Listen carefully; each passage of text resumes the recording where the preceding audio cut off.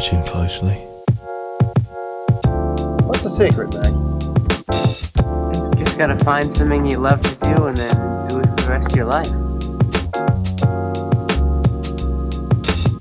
I don't want to be a product of my environment. I want my environment to be a product of me.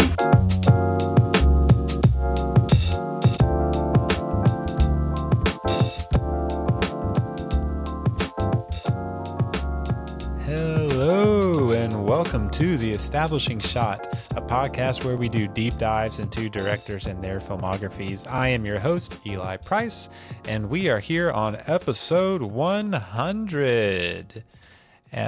Very, very exciting. I'm just thrilled to be sharing this episode with you. I am excited that I've reached triple digits. Didn't know at times if I would keep going. It's as an independent movie podcaster, it would be very, very easy to just stop. It's an incredible honor to have been able to do this for this long, not terribly long relative to other podcasts, but a big deal for me and for this small little podcast. And so I'm super, super excited. Have some good things in store for you today. Obviously, we're not doing a deep dive into a director in particular or a film in particular today. We're in the middle of a Spielberg series. So if you're looking forward to keeping moving with that, we will be picking it back up next week with Spielberg's War Horse. So that's exciting on the last stretch of his career. Been a long time going through that. So that will be next week. But this week we're going to take a little break and we are going to do a few things. So first of all, I'm going to be doing a best of 2025 so far.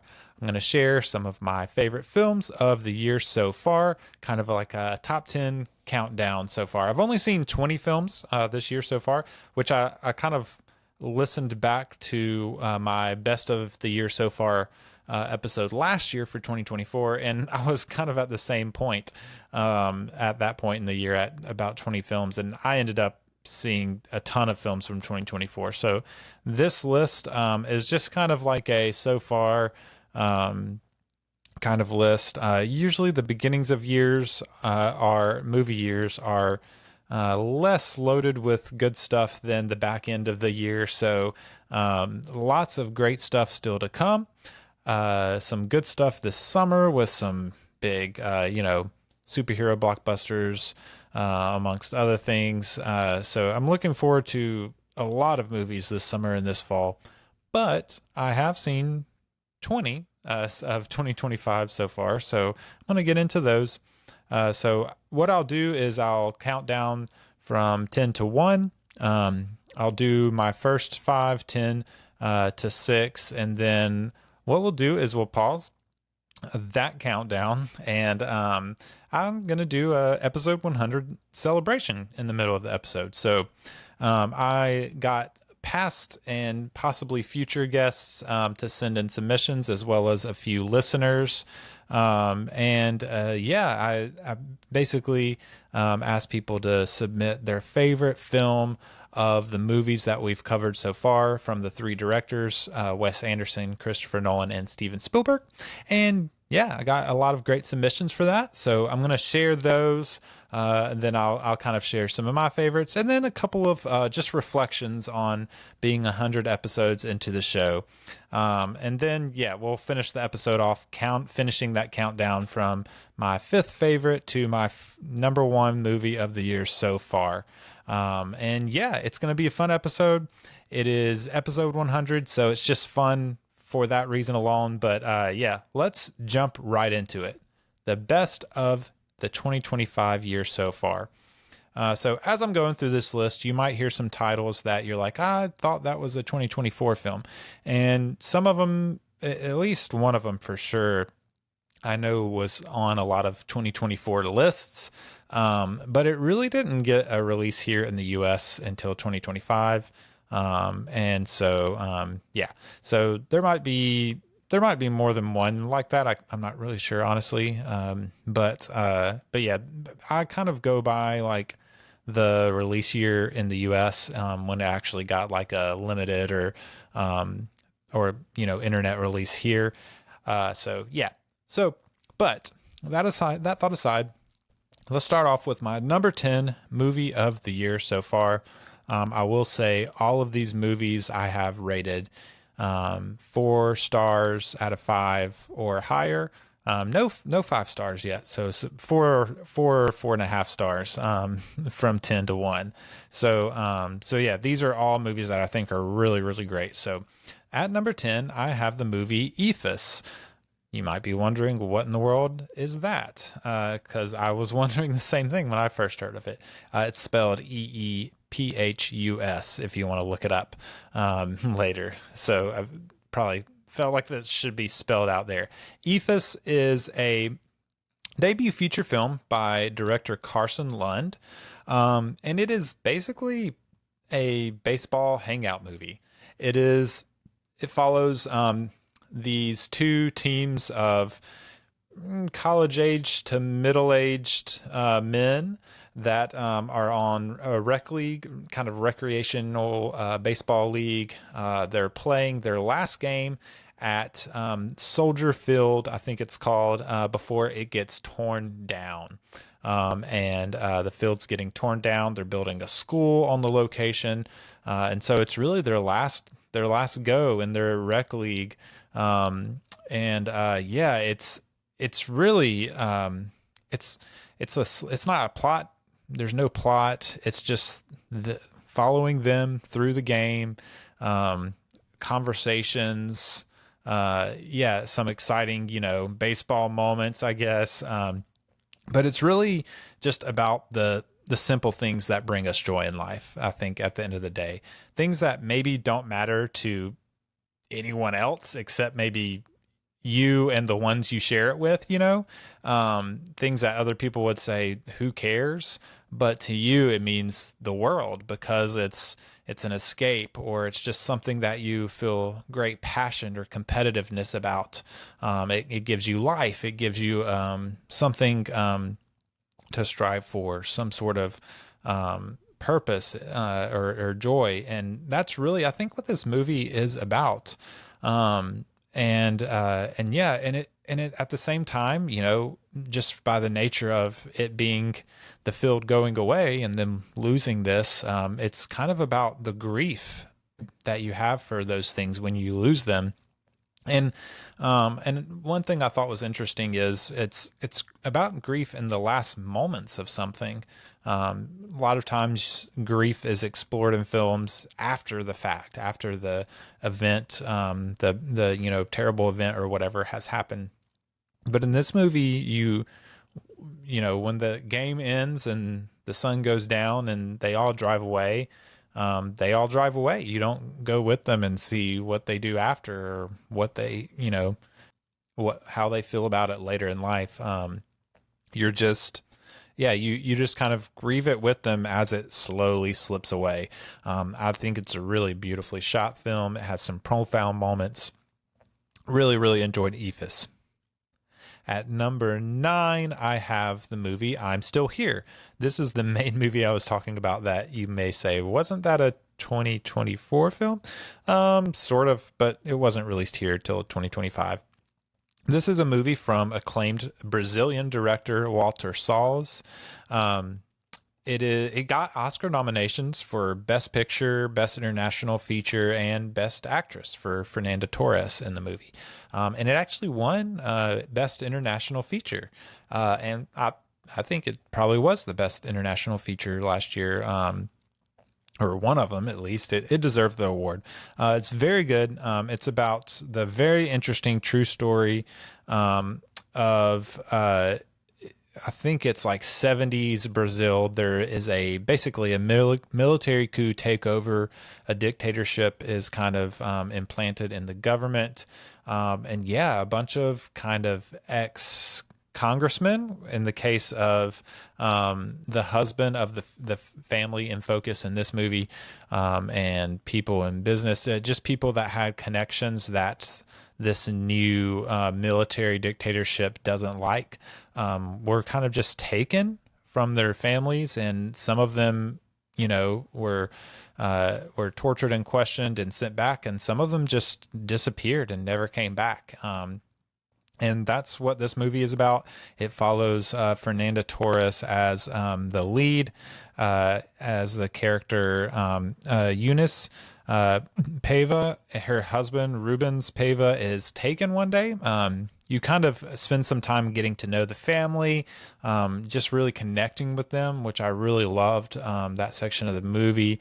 And then, when the husband and, dad is just gone the rest of the movie, it's very devastating. You really don't see him again, which I think is a great choice. And yeah, it's a inspiring yet sad movie. And yeah, just about the perseverance of this woman to provide for her family, but also seek justice, not only for her husband and her family, but for all of the people that lost people due to this takeover. And she moves to Sao Paulo with her family, gets a law degree at the age of 48, and it's about the perseverance not just of this woman in the face of adversity, but about the perseverance of her family.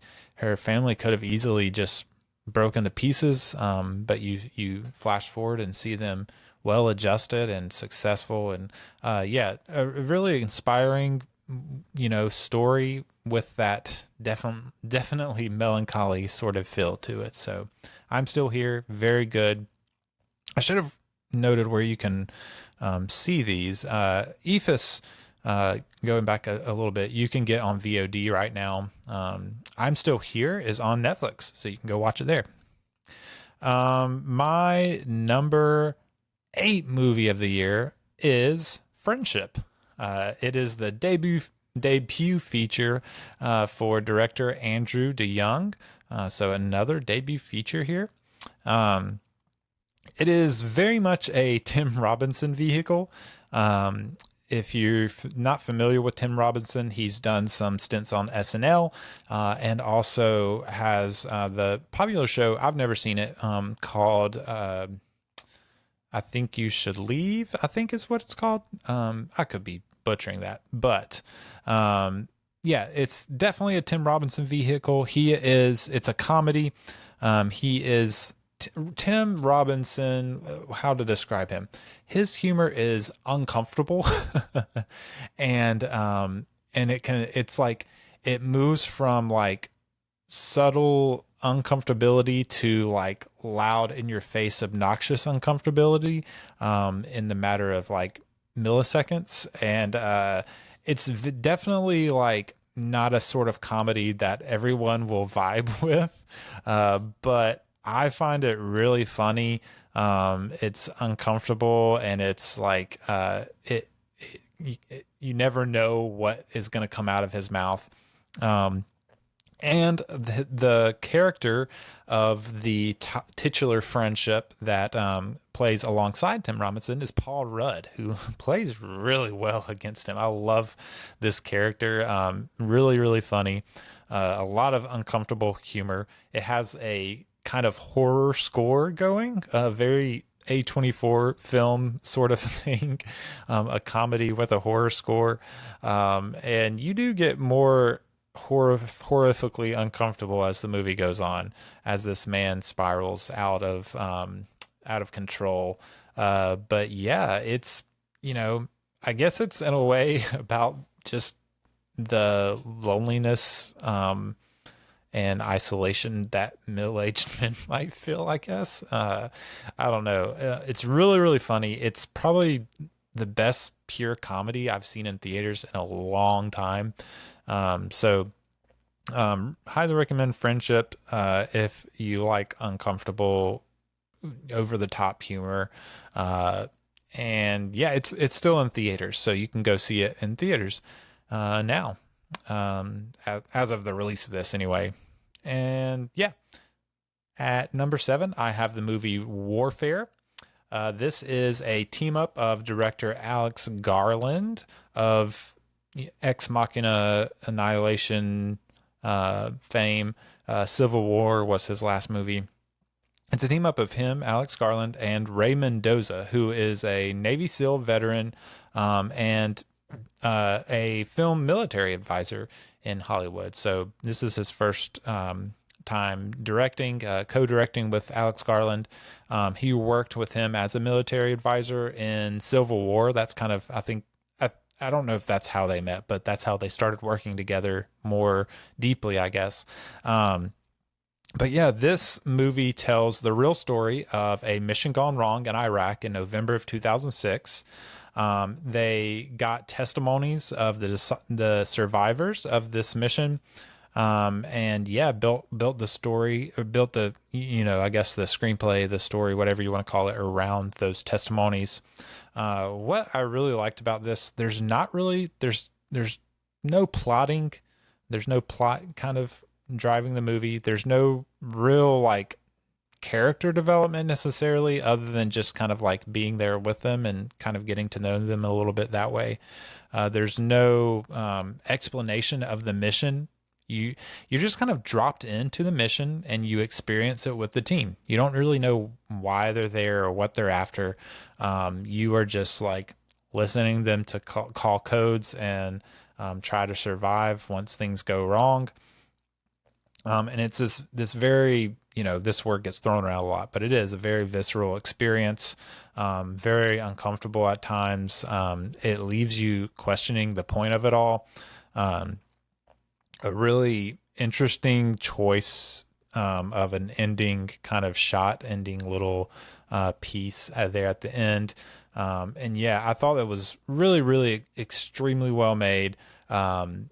Very like, I saw it in theaters and it was really, really drew me in, and yeah, made me uncomfortable, made me sad, made me angry, as war movies like this can. And yeah, I thought this was just a really well made movie. At number 6, I have the documentary Deaf President Now. This is a documentary by first-time director Niall DeMarco and also award-winning documentarian Davis Guggenheim. Guggenheim has directed movies like It Might Get Loud, which was kind of a movie about some guitarists that I've watched in the past that I thought was really good. The Malala movie he directed, the Michael J. Fox movie Still from a couple years ago. So he's an accomplished documentarian, joined by Niall DeMarco, who's a first timer in the director's chair. This documentary is the story of a little known civil rights protest by deaf students at Gallaudet University in DC in 1988. It kind of uses talking heads of which that's the term they're signing, which is talking, but yeah, talking heads of the kind of student leaders of this protest from when it happened. So this is their modern day talking heads of them looking back on this event. And it goes between that and archive footage of this event. It's in 1988, so there was tons of media and news coverage of these events, as well as just filming of the events as they were happening by probably students. So there's a lot of archive footage to go with this event. But yeah, at Gallaudet University, the university itself was instituted by, I want to say it was Abraham Lincoln, but I'm not positive on that. I think I might have heard that, but don't. If that's just completely wrong, just give me grace. But they had 124 years of this university with no president that was deaf. And these students decided enough was enough. They wanted a deaf president, someone who understood them, someone who understood their struggles, someone who who could be a president that could actually speak for them. And yeah, and so I should say this university is a deaf only university. It's everything is, all the professors sign, and yeah, it's just a kind of a safe space for deaf students to go and get a university experience that is catered to their needs. So really, really cool. But they were done with presidents that could hear, not because they were necessarily like against them or bad or necessarily. They just didn't understand who they were or what their needs were because they weren't deaf. They didn't know the struggle. And yeah, I found this movie inspiring. I found it exciting, because I didn't know these events, just anticipating what was going to happen. Very moving. I just really thought it was a great documentary. So I recommend checking out Deaf President Now. It is streaming on Apple TV Plus. So you can, if you have that, you can go check it out, or, get a free trial to Apple TV Plus. I should mention too, Warfare, I don't think is streaming or on VOD yet. It might be. Yeah, it's on VOD now. So you can rent it at home. So so all these movies you can watch at home if you need to so far, except for Friendship, which is still in theaters. But yeah, that is my 10 down through 6. And yeah, so at this point in the show, I'm going to transition into my 100 celebration. Hi. Quick reminder that you, yes, you, can be a huge help to the production of this show. If you visit establishingshotpod.com/donate, you'll find out how to join the Establishing Shot family through some giving tiers starting as low as $5 a month. You heard that right, only $5 a month. And not only will you be helping me keep the show going, but you'll also get some perks yourself, like early and ad-free episodes, bonus episodes, access to a Discord server where we can chat it up about the show and movies in general, and more. Might even let you choose a movie for me to review for the show. Check out that link in the show notes to learn more. Back to the show.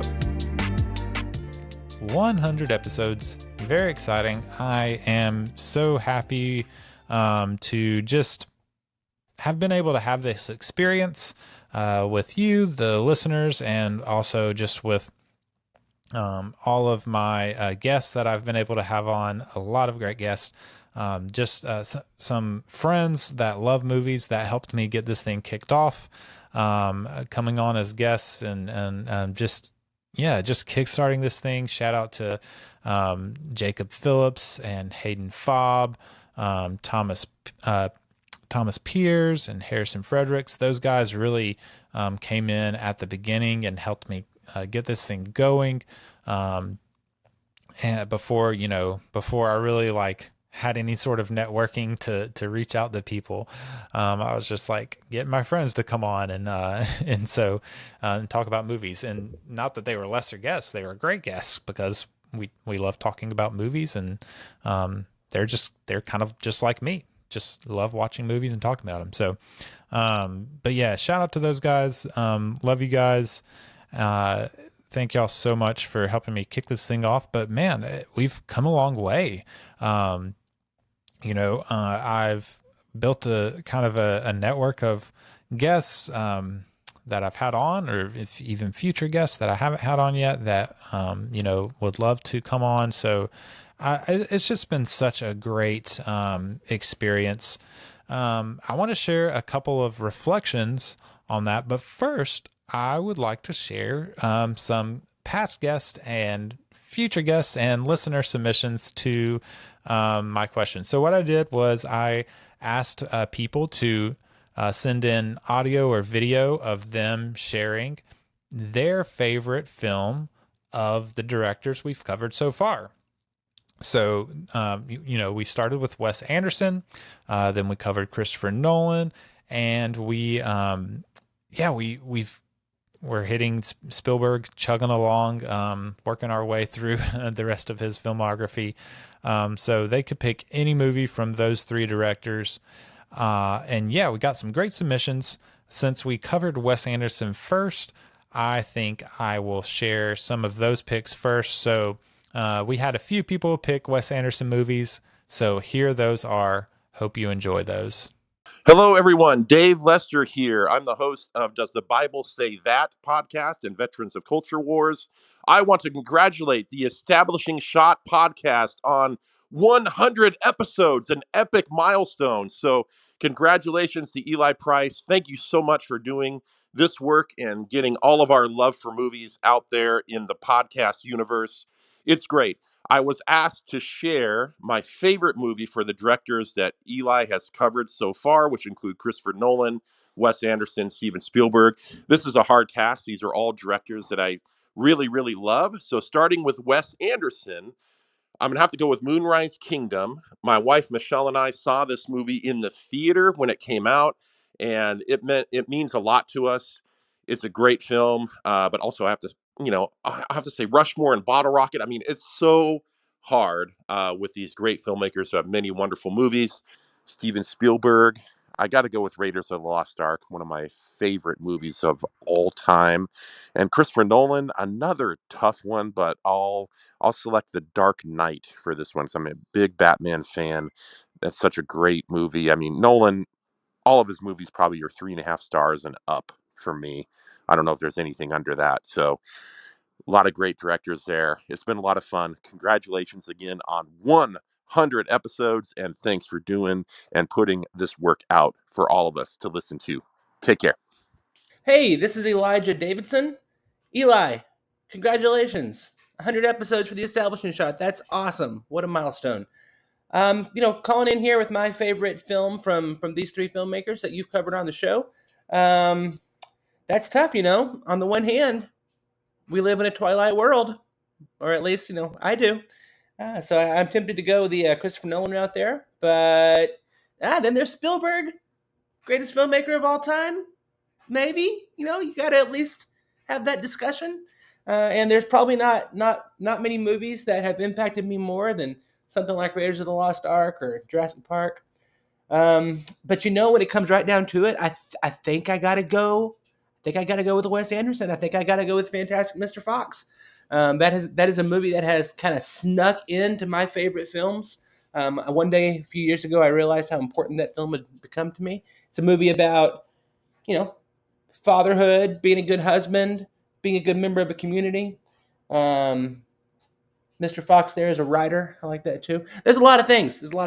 And it's just a great work of cinematic art. I think it was where Wes Anderson finally found that missing piece to his style, which is that stop motion thing that he's so good at.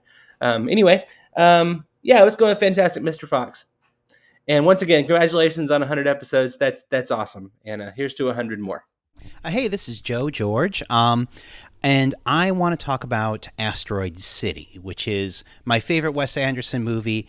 I waited so long to record this that I'm going to watch Phoenician Scheme in like 2 days, so maybe this will be outdated by the time anybody watches it, but at the point of this recording, Asteroid City is my favorite Wes Anderson movie, and I love it because it on the one hand really like quadruples down on the Wes Anderson aesthetic. It's a, of course, impeccably designed movie that's about a play that we're watching via a documentary about the play, and then we're watching the film that is the adaptation of the play. It's all of these diegetic levels, and we get all of this meta stuff about Jason Schwartzman's character, Augie, or he's the actor who is playing Augie, who is experiencing this great loss, and all of these interstitials, which I understand if you're not on board with Wes Anderson or you really dislike his, hermetically sealed style, then that probably is infuriating. But what is so thrilling to me about Asteroid City, especially in light of his aesthetic, is that it embraces all of that stuff, and yet this movie in particular is all about a desire for transcendence beyond whatever sort of limitations, whether it's just trying to get out of the quarantine of the city where the asteroid has landed, to all of the behind-the-scenes stuff where these characters, especially again Schwartzman's characters, trying to figure out what it all means. You know, he is an actor who's trying to play this character of a bereaved father that is this figure that Edward Norton's character wrote about. He's just trying to figure out what it all means. And nothing captures that better than the scene where Schwartzman's character goes off of the soundstage, behind the stage, out into what we're led to believe is outside, but it's not. It's just another soundstage. And there he meets Margot Robbie's character, who is playing the actor who was going to play Jason Schwartzman's character's wife, the deceased wife who he missed, but her scenes were cut out. And they have this conversation about how he can't figure out what it all means. And it is, on the one hand, again, so many levels of diegesis, so many levels of meta-commentary, so much stuff that is just artifice upon artifice. And yet it is emotionally moving. The pathos is real. And that's what I love about Wes Anderson. And I feel like Asteroid City captures that better than any of his other movies. It's a demonstration of how that well-designed aesthetic and all of that perfection that he puts on screen doesn't stifle the desire for transcendence and the longing for love and God and connection and all of these things that we love in art. It doesn't stifle that. It, in fact, enhances that in the way that the characters push back against it. So I love Asteroid City. Thank you, Eli, for letting me talk about it, and congratulations on 100 episodes. Those were some great picks. Can't really fault any of those. Wes Anderson is just one of those directors that I love. He's just one of my all-time favorites. Even watching through all of Christopher Nolan and Steven Spielberg, I think if I had to only choose one director and his movies from what I've covered so far, it might still have to be Wes. He's just, I vibe with the humor and the emotional, just the surprising emotional moments that catch you off guard.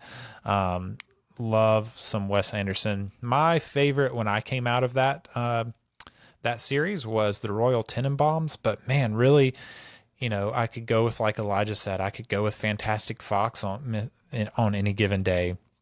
I could go with the Grand Budapest Hotel on any given day. I could go with Rushmore on any given day. Those four especially, I just love. And even, Joe picked Asteroid City, and that one is growing in my estimation.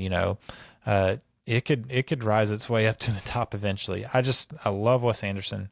Great picks from those guys. Thank you. Next up, we have some Christopher Nolan picks. So I'm going to share some of those submissions. So enjoy these. Yo, shout out to Eli and the Establishing Shot podcast on 100 episodes. That is big time. My favorite movie out of all of the directors, I'm going to go with Christopher Nolan's Inception. Now, I have a few reasons why I love this movie. It was a great masterpiece. The shots were amazing. One of my favorite shots were when they were in the hallway having that shootout and they flipped the world and everything was upside down. So that was amazing. I was amazed by that in the movie theater. The second thing, I actually understood the movie. A lot of people told me hey, this is confusing. You got to really pay attention. So I got in the movie theater. I was focused. I was ready. And I walked out. I was like, okay, I understood this. I feel very smart right now. A third thing, shout out to Joseph Gordon-Levitt. I haven't seen him at that point since Angels in the Outfield. So that was a nice surprise. It was cool seeing him in it. The storyline was amazing. It just was very complex, and it kept you guessing and wondering what was going to happen, even up to the final moment. I think it fell, but that's up for debate with everybody else. So again, Christopher Nolan's Inception, fantastic movie. Love it. Watch it all the time. Hey Eli, this is Marshall. Congratulations on the 100th episode of the podcast. My name is Marshall Hunter, and my favorite film is The Dark Knight. I love all of these directors, but I feel like The Dark Knight was revolutionary, not just for the comic book world, but for grounding big stories, outlandish stories, bringing them down to something that's relatable and believable in a fresh new way for the time period. And so that's my vote. Hey Eli, this is Zachary Lee. Congrats on 100 episodes of The Establishing Shot. Love podcasts, love being on it, and love hearing other people talk on the episodes. So it's 100 episodes is a huge milestone. I think this may be cheating or just being biased, but I've really enjoyed the Nolan filmography episodes, and in particular, I feel like The Dark Knight Rises. I mean, it's hard for me to be in the right state of mind to rank the trilogy at this point, but there's something about Rises with the Bane's antagonist and kind of the epic sprawling nature of the story and sort of the quite literal rise and fall and kind of the spiritual demons that Bruce Wayne has to fight, as well as the physical ones in Bane, that I just found really compelling. And I know, it gets often overlooked maybe in terms of the success of what Batman Begins did for the character and obviously the masterpiece that is the Dark Knight, but I really love Dark Knight Rises, and I think us being able to talk about it made me really appreciate it even more. So of all the episodes, Nolan's third in his Batman trilogy, I think, ranks, and also is one of my favorite films that y'all have discussed. Looking forward to the next 100 episodes. Thank you, Eli, for your work. All right, my movie choice and director choice is The Dark Knight by Christopher Nolan. Listen, it's pretty believable, but it left a lasting impression on me because the lines are memorable. The tension is throughout the whole movie. And man, it just was one of those movies that it just stuck with me, like thinking about it. Like I still randomly think about the movie, from the lighting to the lines, just the characters. Like it's one of the most memorable movies I've ever seen in my life. And Christopher Nolan just put it together and it stuck with me. That's why I think the movie and the director is awesome. Great picks there. The Dark Knight, there might be more of those share choices to come with the Dark Knight trilogy, but Inception, great choice. It's hard. It is kind of hard to pick a Nolan movie. I have two kind of that sit at the top for me. My just all-time favorite is Interstellar. Love Interstellar. I'm a sucker for sci-fi space movies, and then you throw Matthew McConaughey and black hole paradoxes, and the scene with McConaughey in front of the screen with his videos from his kids makes me cry every time, even though I know it's coming, and even though some people might not go for it, it works for me. Love Interstellar. Saw it twice in theaters, and I don't do that very often. So love that movie. Dunkirk is the other one up there. I think Dunkirk is there. I don't think there's a such thing as a perfect movie, but Dunkirk is up there close to it for me. Just so fun, fun in the way it's constructed, not a fun movie to watch necessarily, in the sort of because of the nature of the content, but it's so expertly, clockworkly, if that's a word, designed and constructed. Love it. Those would be my two Nolan picks there at the top. But we did have some Spielberg picks as well.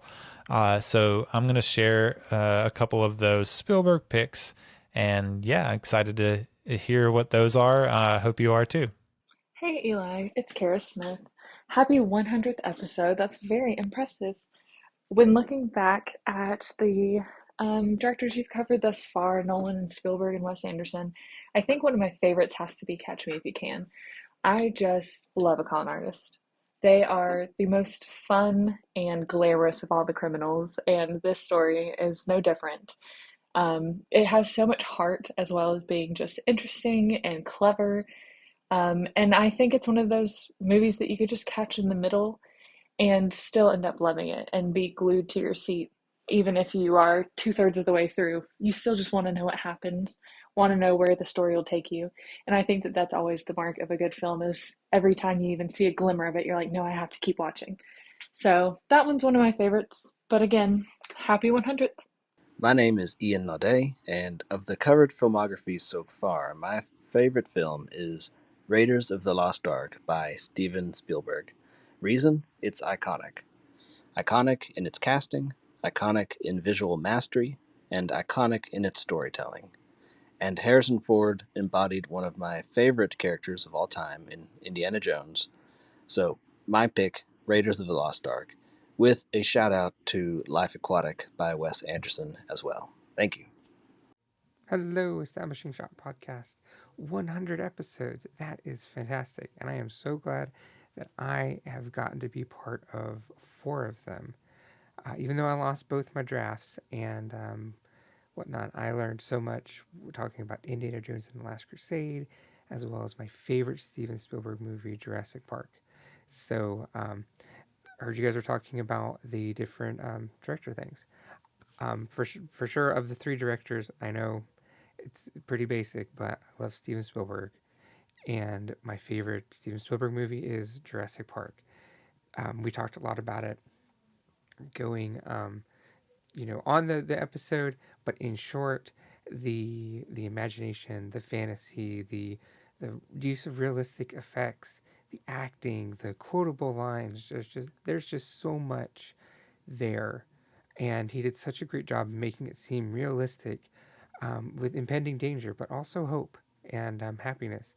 And there's some things that still mess with me.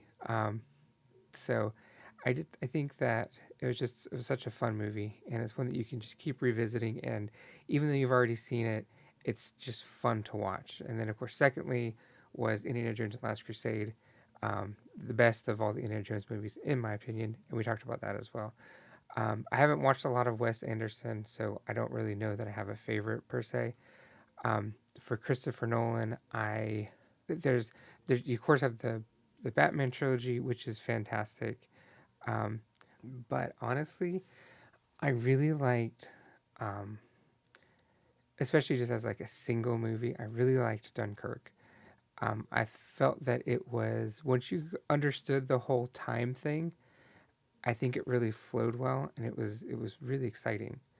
And even when with the time thing, like at first you don't understand it, but then you can begin to use that to piece together things. And so watching it, understanding fully how the time thing worked, it made it has some foretelling aspects that added more excitement, because oh no, they're getting on the boat, and then, oh no, the boat's crashed and stuff like that. But it is all good. So I don't have a Wes Anderson one for you, but I think with those 2 things, I think those are very, very good movies. But especially, by far and all, Jurassic Park is one of the best movies to have been made, and it sparked a franchise that just lives on and has really impacted society and pop culture in exciting ways.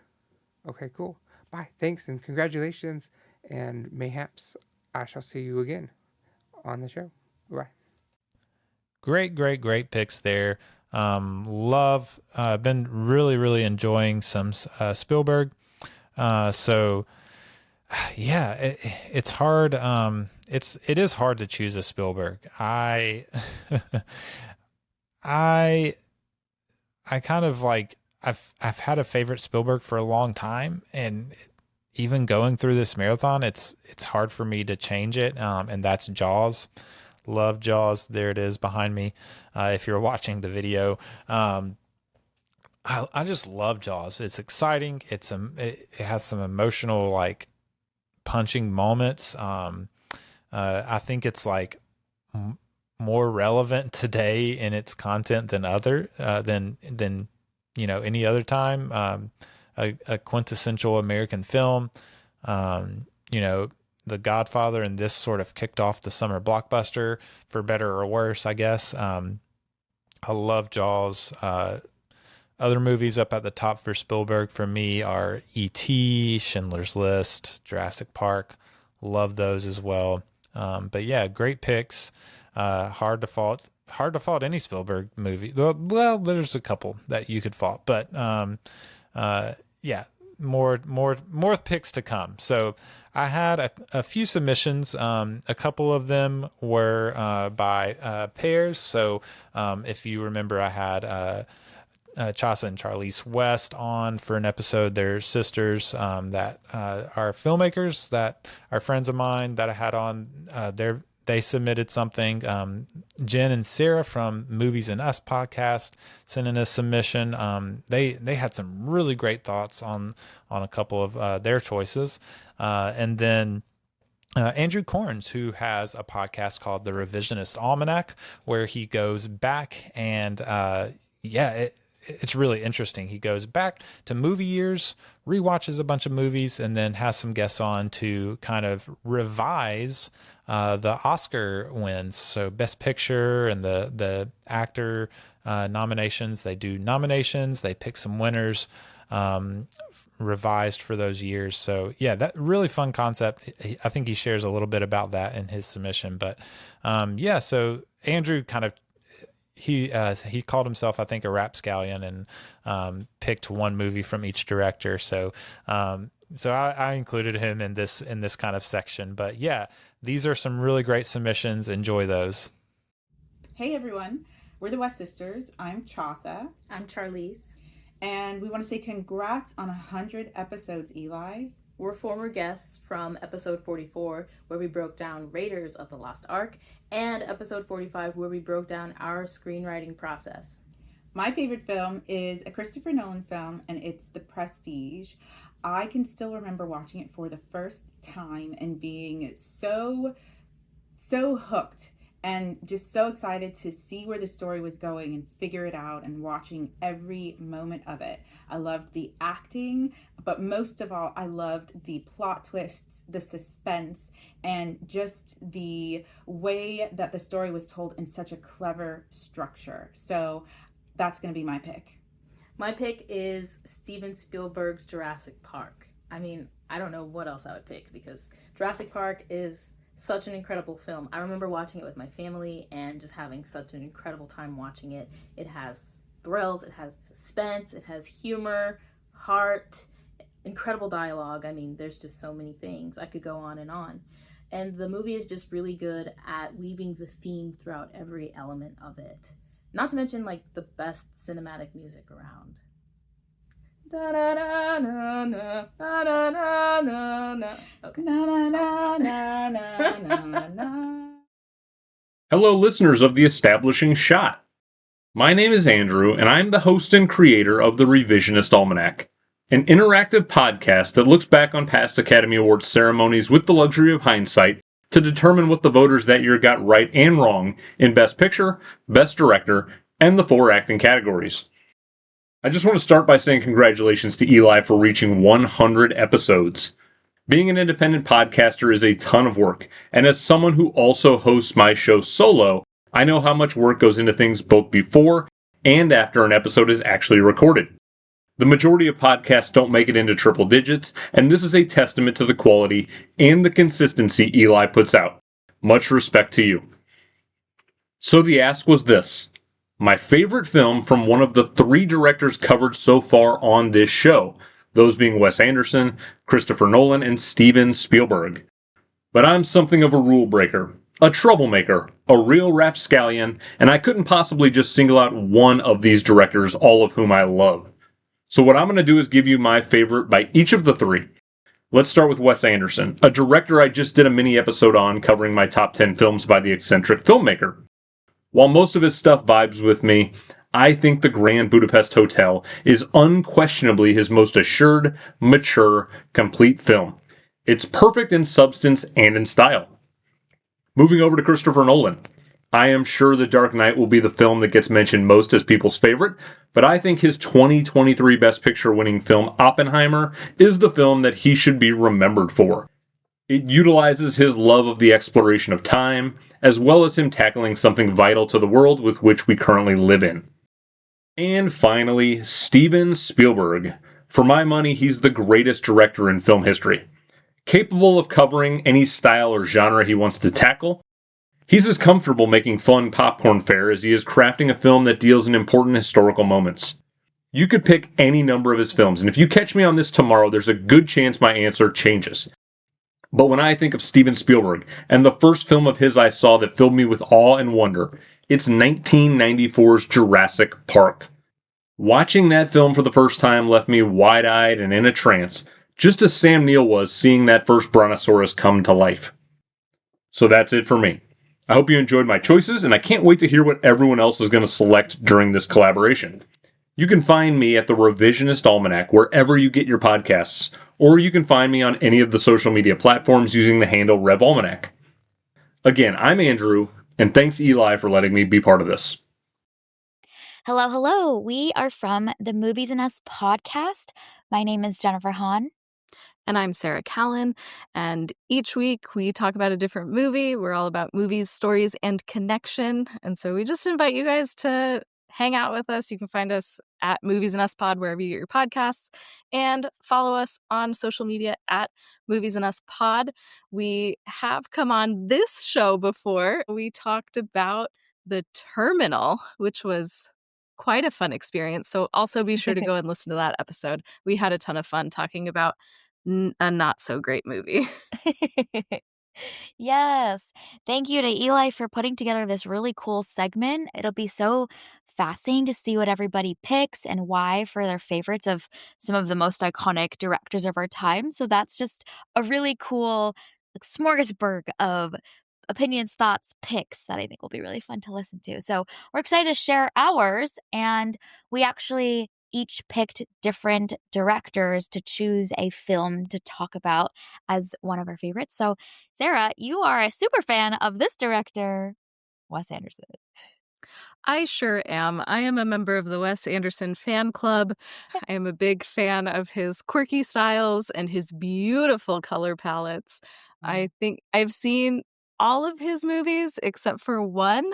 And so I love him. So when this prompt was presented and he was one of the directors, I had to pick a Wes Anderson film. Jen, which director are you choosing though? Because you had a little more choice in this matter. I did. I chose Spielberg, which I was like soon finding it an interesting task because his filmography is so wide and he spans so many genres, and obviously he has some of the most iconic films of our time. So I think I gave myself an impossible task by picking Spielberg. But alas, that is my choice of director to pick a film from their filmography. So Sarah, do you want to share your Wes Anderson pick? Yes. So this is a very difficult premise for me. I love so many of his films. And the one that I ended up going with, it was my initial gut pick because I love this film so much. It is not his best film, but it is my favorite. And that is The Darjeeling Limited. And it is just a goofy, wacky story of these three brothers as they are traveling through India kind of a few years after their father's death. And I love how much is packed into this film and the way that these characters grow and change over time. And it's also just so visually interesting to watch. The cast list is also pretty scoped, so you get to spend a lot of time with these three brothers, and they're just so quirky and so much fun to hang out with. But you're spending so much time with them as they encounter all of these various scenarios and situations. And then one of the details that I especially love about this movie is the first half takes place on a train, and they used an actual moving train for this. And kind of there's some behind the scenes footage about how they were able to transform this train into a Wes Anderson version of a train. And so it's just so cool to to know that they actually did it this way. It cost more money, but it absolutely affects the final result. And I think filming on an actual train really helps make this super special. And anyway, so I love the Darjeeling Limited. It is so much fun. It's so funny. And that is my favorite Wes Anderson film. Nice. It's so funny because Sarah infamously finds it challenging and will swerve the question around favorite. So I just I love the will. excuse to hear you try and pick Yes. a favorite Wes Anderson movie. So It was I so am hard. basking in this moment. Yes, yes. I knew that you would find this so satisfying that I had to pick one. And I did. I completed it. the assignment. I did not try and skirt around it. Yeah, yeah. All right. So I would argue that your pick is actually even harder than mine. You know, I think choosing your favorite Spielberg film is, like you said, next to impossible. So with that setup, Jen, what did you pick as your favorite Spielberg film? Yeah, there's obviously a lot of the big ones that come to mind, and they are just staples of film history and pop culture, and there's so many great options.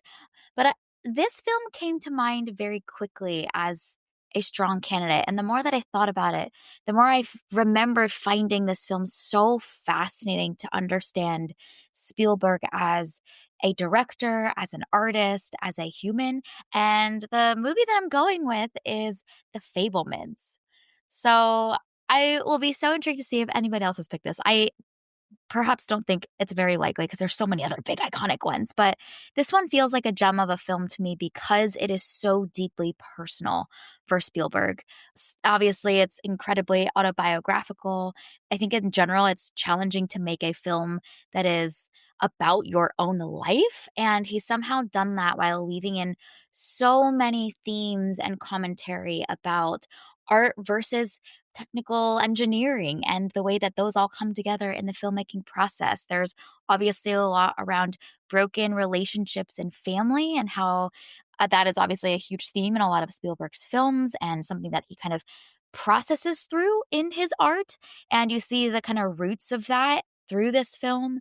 There's also art as escapism, but also art as, the ability to shape perspective that I think is so much a part of this film as well. And kind of through the lens, the way that our understanding about the world, ourselves, it all becomes different and changes based on which lens you're looking through. So I just remember being so captivated by this film afterwards, and also just felt like this film was such a valuable key into understanding this iconic director, and viewing so much of his body of work through the lens of this film is an interesting thought exercise that I think is so valuable for understanding one of the greatest directors of our time so deeply and in such a personal way. So The Fablemans is my pick because I think it's just a unique gem of a movie. This is a great, dark horse pick in Spielberg's filmography. But you're right, it really helps us to better understand this director who has so influenced and shaped cinema as a whole. Wow, Spielberg's effect on this medium, I don't think can be overstated. And Fablemans is a great way to kind of see how he views himself and his craft. And yeah, it's a great pick. I love this. Well done. Yes. And it's interesting because I don't think it's like your choice. I don't think it's necessarily his best by whatever standard. I don't even know how we define best, but we've somehow figured out some ways to discuss this as film people and art people. But I don't think this is best, but I think perhaps one of the most meaningful ones that I just found really fascinating. So yeah, +1 to everything you said around this impact of this director being just unable to be stated fully, and this little key that we have to understanding him a little bit more through this movie. We love to see it. Yep. All right. Well, I suppose we have completed this impossible task with choosing some of our favorite films from these iconic directors that have created so many great works. Really neat to see Eli's concept with going through a director's full filmography. I love that because you get to see so much of the ebbs and flows and the changes in their career and what they were captivated by. It's just an amazing premise for the Establishing Shot show in general. So just the amount of thoroughness and depth that Eli has brought to understanding these iconic directors is amazing. So we love this concept. And yeah, we can't wait to see what everybody else is going to pick with some of these filmographies. It'll be so fun to see. So we can't wait to listen to this episode. And I suppose with that, we can't wait to hear the next segment here. Yeah. Again, Spielberg, Nolan, Wes Anderson. It's hard to fault a lot of their movies, really, for if any of them are your favorites. Really, Spielberg's the only one that has a few that I'm like, well, if that's your favorite Spielberg movie, I'm not so sure about it. But nonetheless, great picks. Thank you guys for sharing. I have a few more to share. These are from my family, so some of my in-laws, my mom, my wife, some great submissions here. So enjoy these. Hey, my name is Dawn Price, and my favorite Spielberg movie is E.T. I was a teenager when it came out, and we all just thought it was just the coolest thing ever. But that's my favorite Spielberg movie. I also like Raiders of the Lost Ark. Hi, this is Donna Abels. Congratulations, Eli, on your 100th episode of the Establishing Shot podcast. I think that of all the Christopher Nolan movies I've seen, I believe The Prestige would have to be my favorite. I like movies with a suspenseful element, but yet not scary.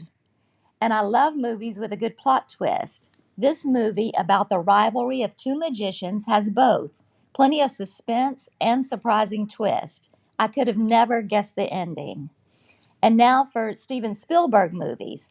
I just have so many favorites, but I'll talk about one that is a little less well known, The Terminal. It's the story of a man stuck in an airport who finds creative ways to survive and to connect with others.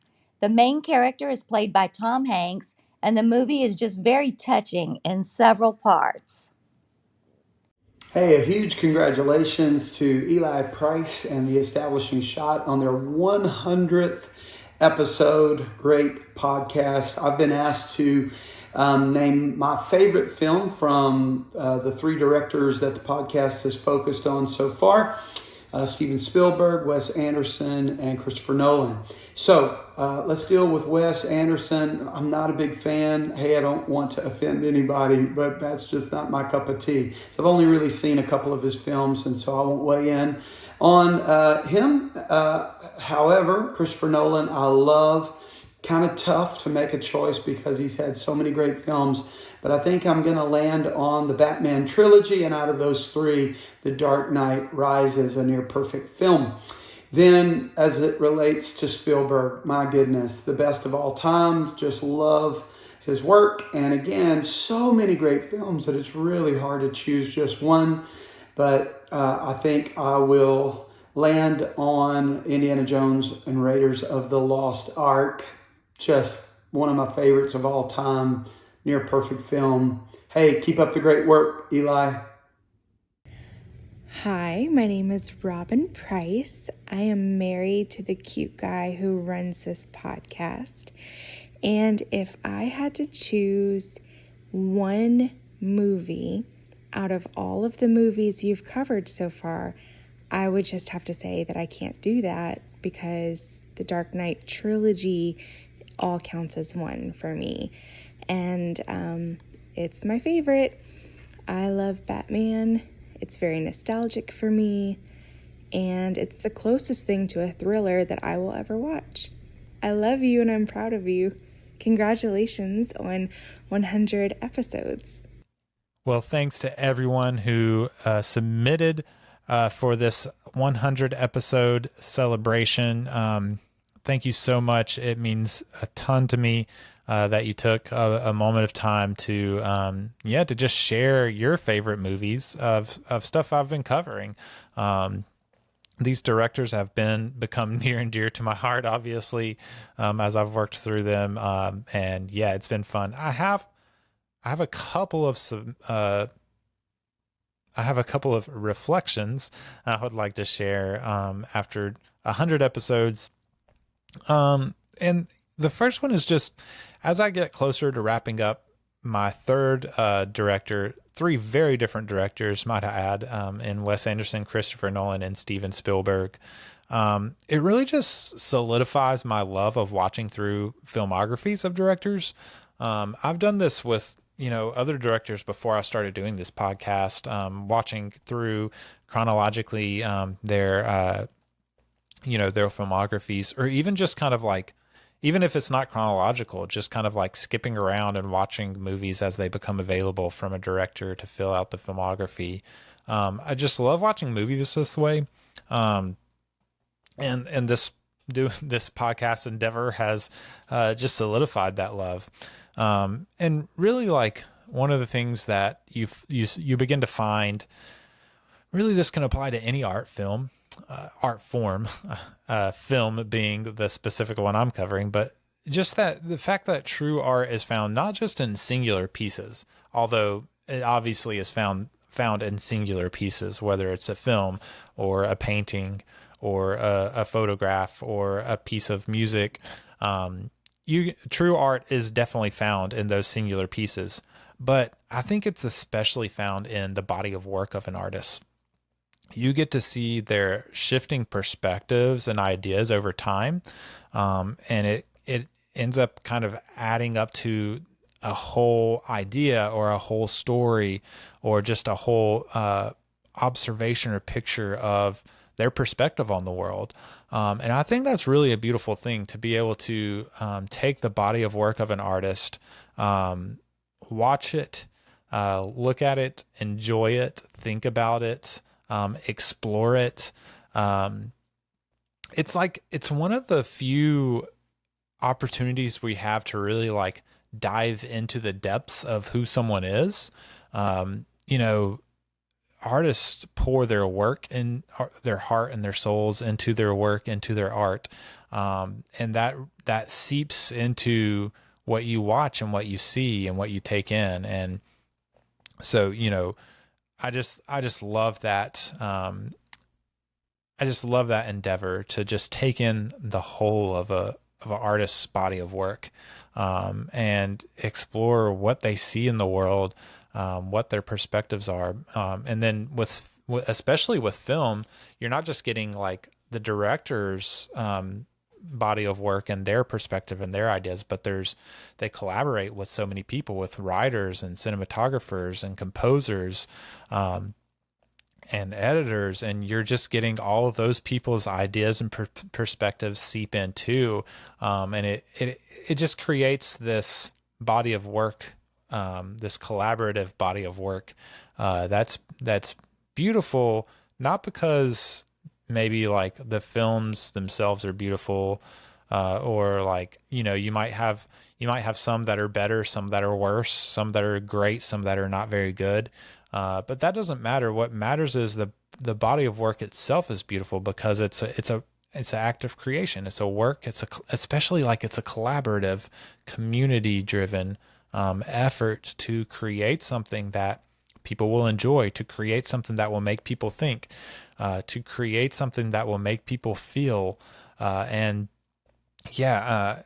create something that people will come together and watch, and enjoy together. And so I just love that aspect of, what we're about, in this endeavor of, doing deep dives into directors and their filmographies. The second, I guess, kind of takeaway or reflection from 100 episodes in is just, I've just found great community around film. It started with just kind of a few friends that I had, I shouted out some of them earlier, that we just started talking about movies a ton, and you kind of find community around that. But then, as I've kind of branched out and met new people in the space, there's a ton of independent movie podcasters out there like me, who are, self-producing their shows editing their shows, getting them out into the world themselves. And it's a lot of work. And so when you find people that are working hard and hustling, doing something just for the love of the game, like you are, it's really easy to connect with those people. And so, you know, I've found community with some of those people. You know, people like Melvin and with Cinematic Doctrine, that's been on a few times. The girls at Movies and Us, Jen and Sarah, that you heard from, and Andrew Corns that you heard from too. He hasn't even been on my podcast. I haven't been on his, but we've connected over, you know, social media, just encouraging each other in our podcast endeavors. And so movie critics, you know, having people in that space on, it's people that have written books, you know, exploring film, on people that have been working, you know, people, you know, some of my friends that have done some acting work or directing and producing work. And so it's been fun to kind of just build this little community around myself of people that love film and love to explore it for, you know, all the same reasons I do and more, and share our perspectives. It's, you know, built around the love of this art form. You get to explore it together. It helps you learn more about yourself. It helps you learn more about each other. It helps you see different perspectives of the world. Teaches you how to, you know, and at the end of the day, all of this like helps you grow.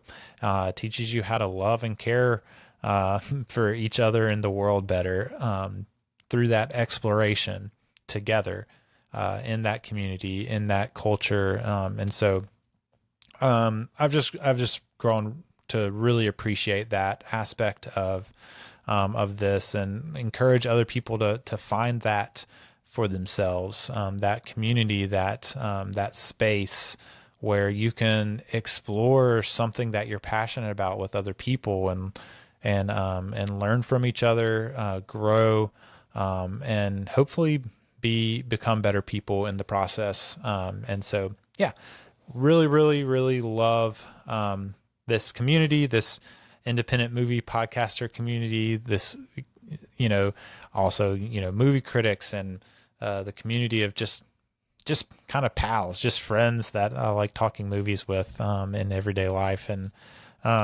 yeah, really, really love it.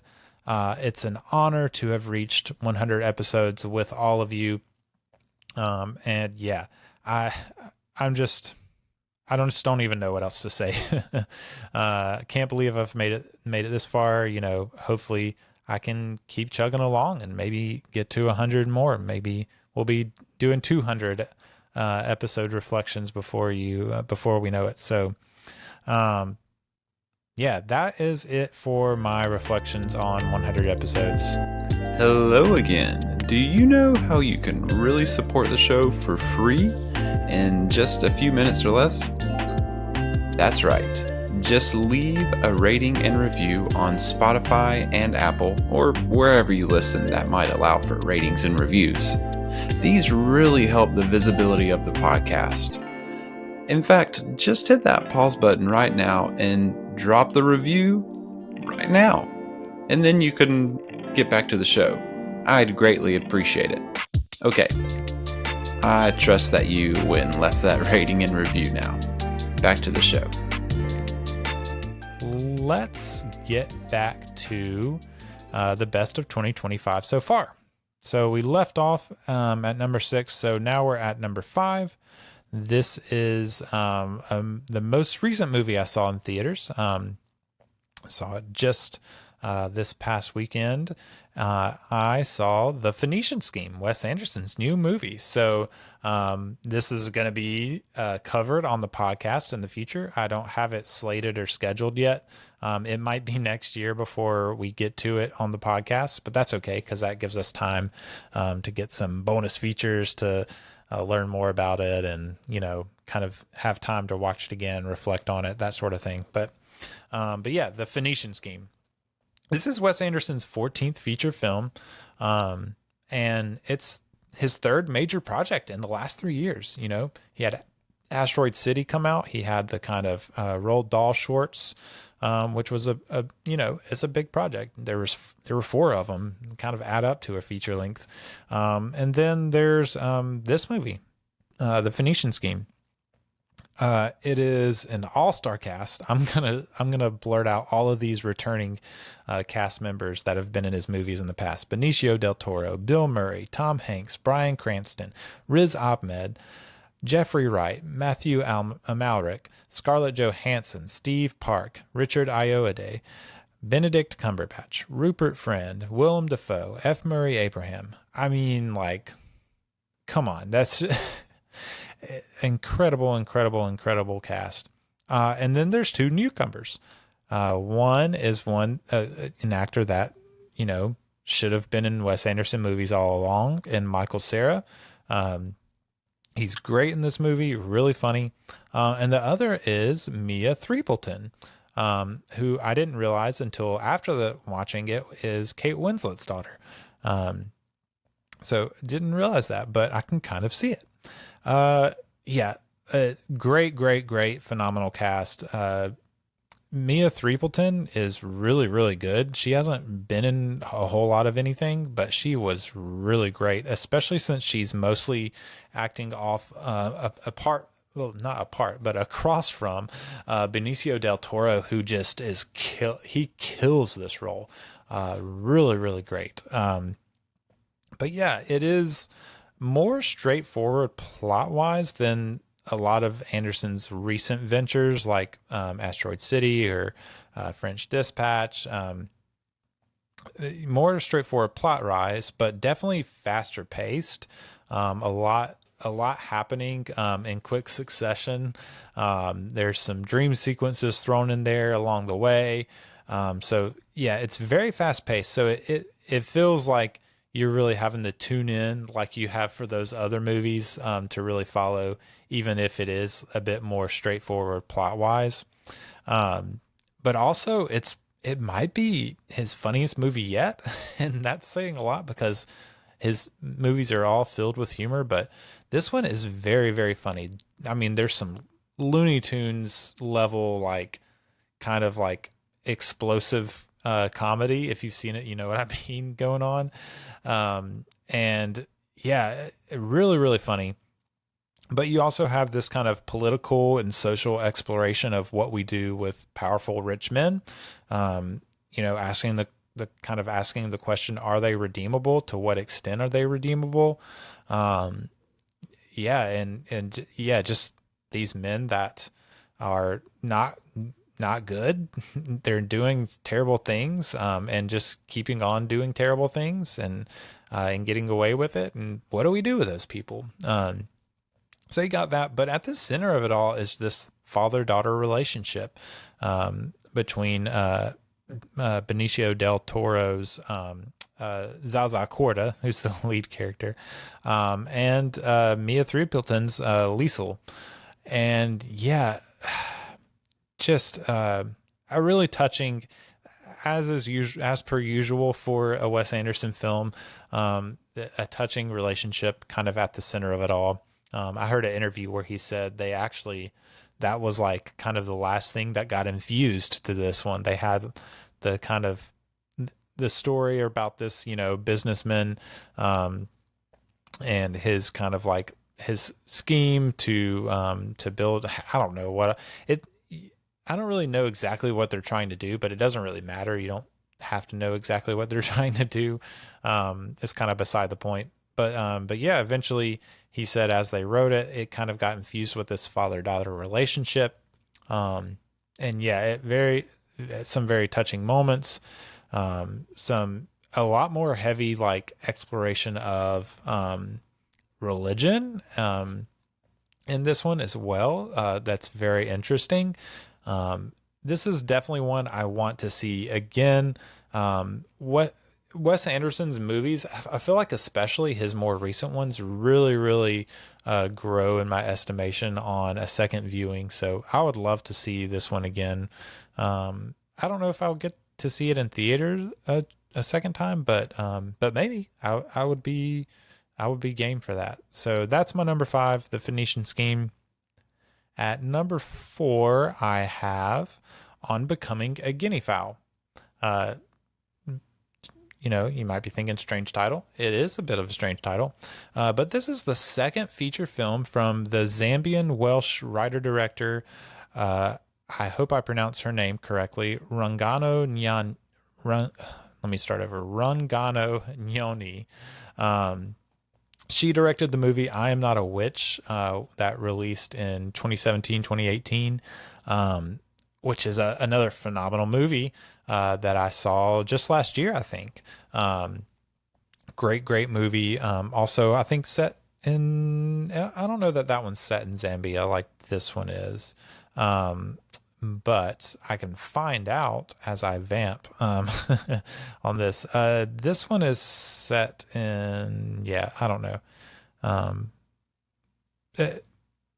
Beside the point. It is set in some country in Africa. I am assuming maybe Zambia, as well, just like On Becoming of Guinea Fowl. And another thing I'm realizing as I opened up the I Am a Witch page is that the lead character in that movie is the same name as the lead character in this movie, Shula. So maybe there's something there. Haven't really explored that. Just noticed it live on air. But it follows Shula, who is a bit of a disenfranchised young woman, kind of both from her Zambian middle-class family that's steeped in its tradition and kind of the modern world of corporate Zoom meetings. And so she kind of feels out of place a bit in both. She exists somewhere in between the two, but not really totally in either world. And that kind of plays out as you go, but it starts with her driving down the road and finding her uncle dead on the side of the road.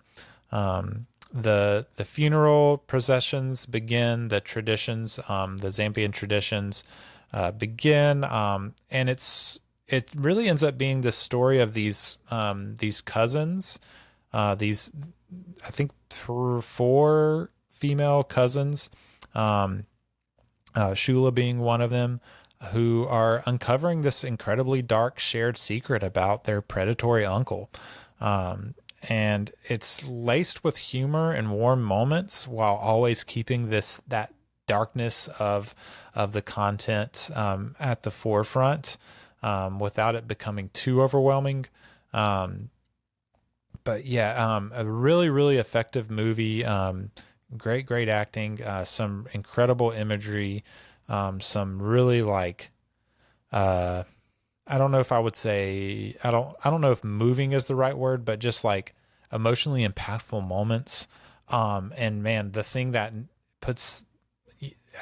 just like pins it up onto my number 4 of the year so far is just an ending that might be the strongest contender for best ending of the year. I don't want to say anything else other than that because it's something you probably should experience. I found it to be powerful and moving, and so On Becoming a Guinea Fowl, I will say it is in let's see what the language is. It says it's in English, but it's not in English. I don't know why it says it's in English on the Letterboxd page. I don't know what the language of Zambia is, unfortunately. But I am trying to look it up. Okay, it's the language is Bimba. They do. Okay, I shouldn't say that it's not in English. It's like they speak in kind of like this mix of English and Bimba, which I can only assume is the main language, at least in the area of Zambia where Shula and her family live. So it is. It is the second foreign language, kind of like part foreign language film on my list with I'm Still Here. Obviously, that's in Portuguese, being in Brazil. But yeah, On Becoming a Guinea Fowl, highly recommend this movie. It's on VOD right now. You can rent it or buy it digitally. I don't know. Some of these movies sometimes end up in your library. So I would check that too. You can rent rent the DVDs like in from your library for some of these movies. This is a movie that had some festival runs in 2024, released in the US in 2025. So yeah, so it might be out there. I don't know, but it's always worth checking if you want to watch it. But yeah, so here we go. Number 3. This is, so far for me, this is the year of Steven Soderbergh.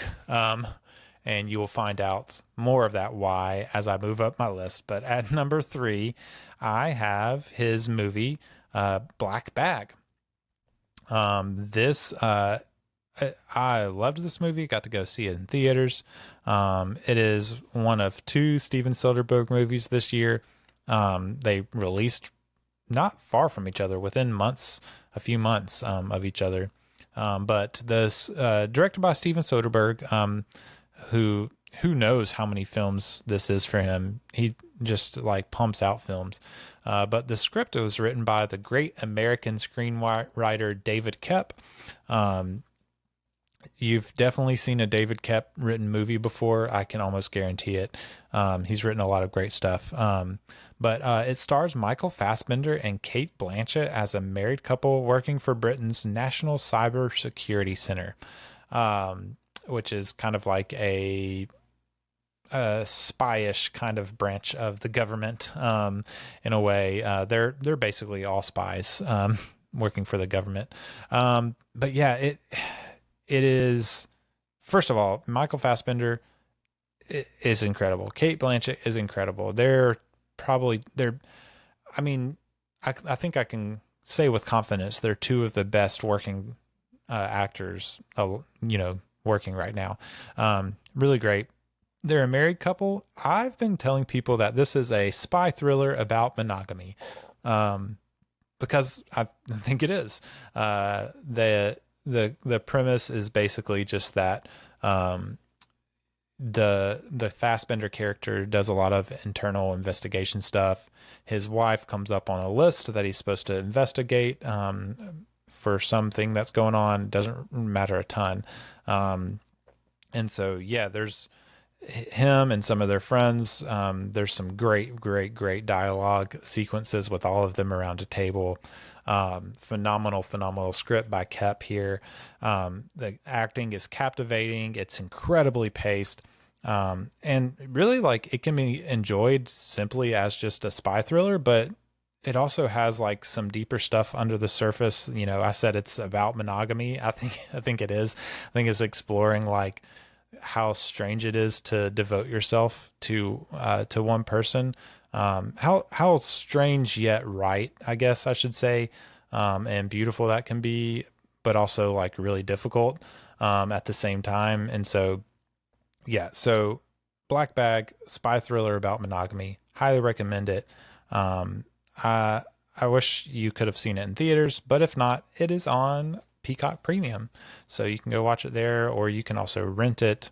Highly recommend Steven Soderbergh's Black Bag. At number 2, this is very difficult to me because number 1 and number 2 I could switch any given day, but I'm gonna keep my number one for now. It's been my number 1 for a long time this year, and I think it was the second 2025 movie I saw, and it has been at number 1 since then. So, but we're not talking about that one. We're talking about number 2, which is Ryan Coogler's Sinners. What a movie. This is Ryan Coogler's 5th feature film, his first original film since Fruitvale Station in 2013, although Fruitvale Station was based on, a true story.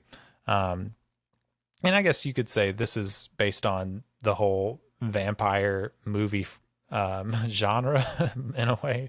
But this is his first original feature film written and directed by Coogler since Fruitvale Station. Obviously he had he had some time in some franchises, and Coogler to me has really been the prime example of how to play the studio franchise game. He starts his career off with Fruitvale Station, this promising, based on real life drama, and then he jumps into two huge franchises with two Black Panther movies, and a Creed movie, which is in obviously the Rocky universe. And all along the way, just not bowing the knee to the studios, and infusing these franchise movies with his own artistic details, with his own ideas, with his own culture. And yeah, and then using all of that cachet to make this movie a big budget, completely original genre film. Just like, Coogler is the man. Just say that. Dude is awesome. But Sinners is more than just a genre film. Yeah, it plays within the horror genre, specifically vampires. But at the same time, it completely defies its bounds as well.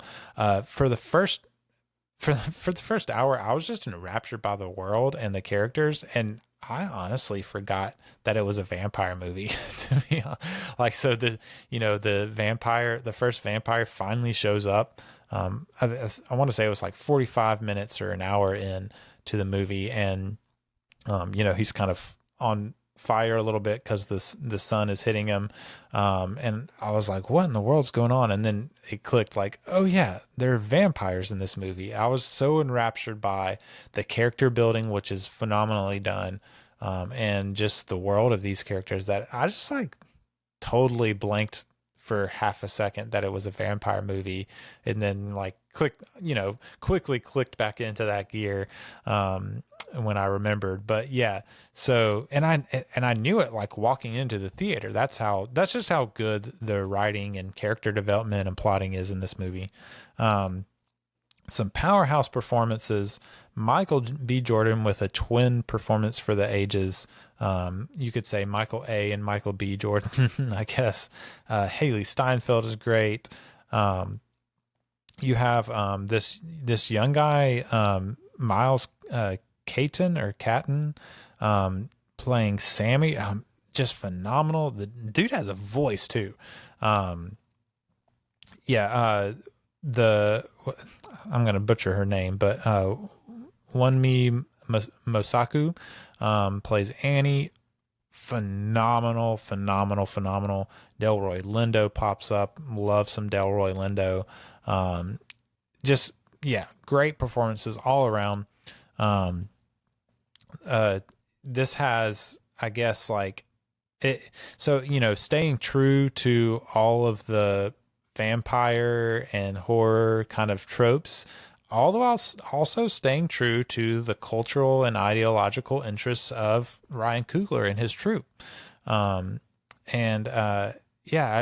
Not to mention, I guess, also Coogler's love of film that's kind of reminiscent of Christopher Nolan. It draws you in. It makes you want to see the movie on a big screen. Love that. And then the other thing, this has two music sequences, one especially, that are likely to be music scenes of the decade, if not the century. Just phenomenal. Never seen anything like the one in particular that I'm thinking of, but there's more than one in the film that are great. But yeah, just transcendental kind of moments in the film. There's just so much to be explored in this movie, and it's entertaining at the same time. It's thrilling. It's just so good. I can only imagine this I'll even love it even more seeing it another time. Probably should be the number one of the year. Might be by the end of the year, but not yet. Time will tell. And I guess that takes us to my number one movie of the year so far. I hinted at this already. It is the other Steven Soderbergh movie topping my list, his movie Presence.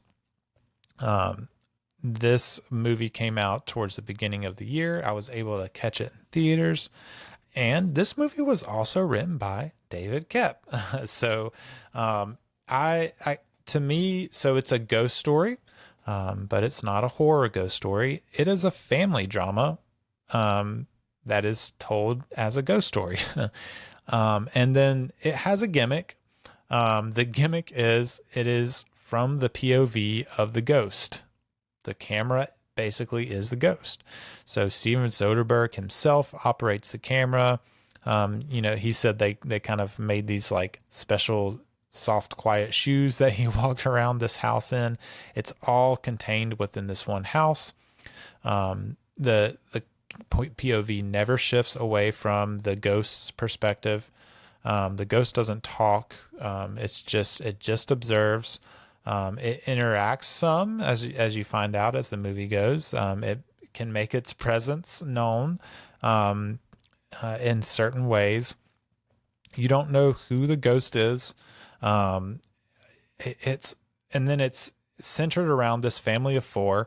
It stars Chris Sullivan from This Is Us and the powerhouse actress Lucy Liu as the mom and dad.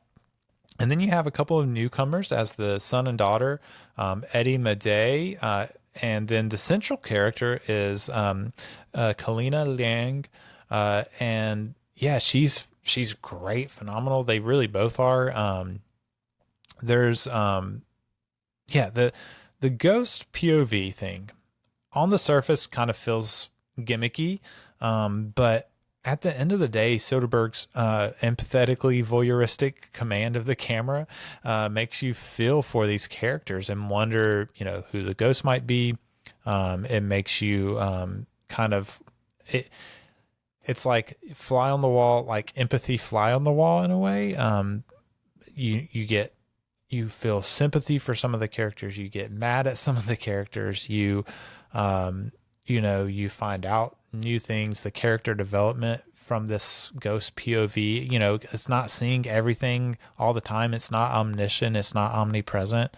You get snippets. And the way the movie's edited together too. It's giving you just enough character development or just enough plot revelation at a time to make you want more, to keep the movie going and moving forward. And yeah, it's really, so at the end of the day, to me, this is just the perfect medium for the sort of cathartic expression of ecstatic emotion that in real life would maybe feel over the top, but in a film feels like a pure, inexplicable expression of emotion.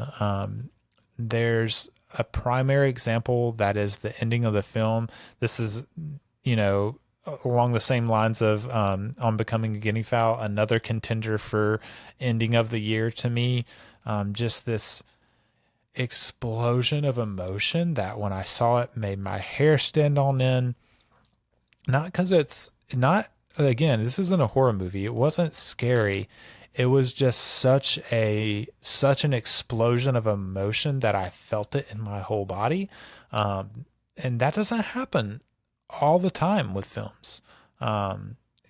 Every once in a while, I'll have that experience with a film. I had it with this one. It blew me away, the ending.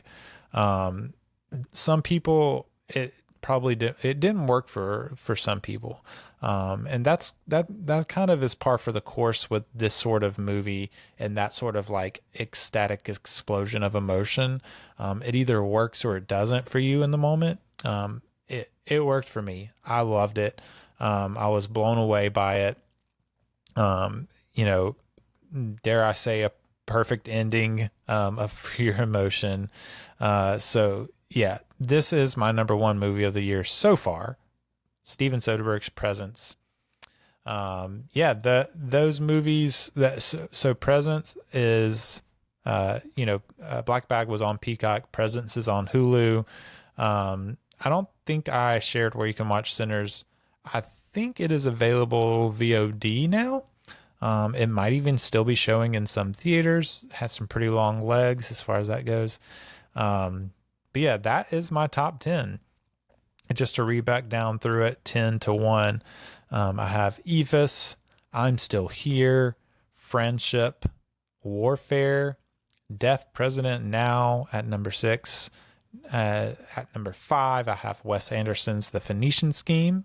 Then On Becoming a Guinea Fowl, Soderbergh's Black Bag, Ryan Coogler's Sinners coming in at number 2, and my number 1 film of the year so far is Steven Soderbergh's Presence.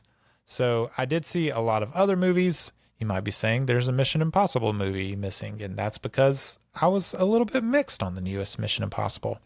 You might be saying there's a Bong Joon-ho movie missing, and I would say because I was a little bit mixed on those. I still really liked those 2 movies. Shout out to I'm going to shout out 3 more movies really quick as honorable mentions that maybe are less known, but I think you should check out because I did like them.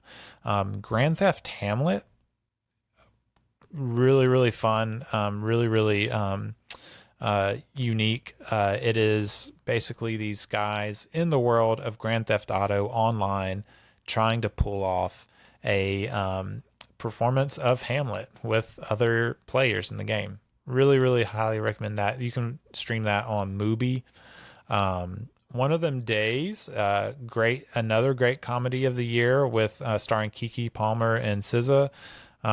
You can watch that on Netflix. Really good. The other one is you can rent it currently, I think is the only way to watch it. It is called The Surfer. It stars Nicolas Cage. It is a strange movie. I did not know what to expect going into this movie, but I'll just say this: it takes full advantage of it being a Nicolas Cage vehicle, Nicolas Cage doing Nicolas Cage things, and I'm gonna enjoy that every time. So you should check those out, and check out Mickey 17 and Mission Impossible Final Reckoning too. Enjoyed those, but they didn't make the top 10. So yeah, that was my top 10 of 2025 so far. And unfortunately, the time is closing on episode 100.